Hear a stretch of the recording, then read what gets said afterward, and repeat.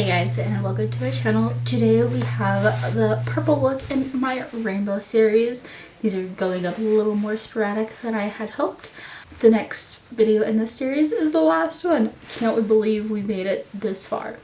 Today we have the purple look.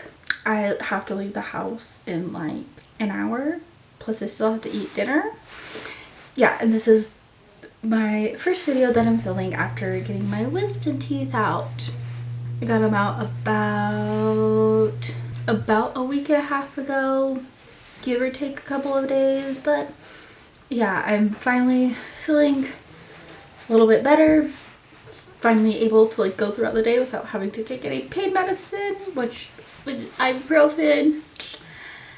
Yeah, I'm still slowly getting back into my normal diet, still eating mashed potatoes. But before I ramble on any longer, let's get into this makeup, and I'm also going to be listening to music.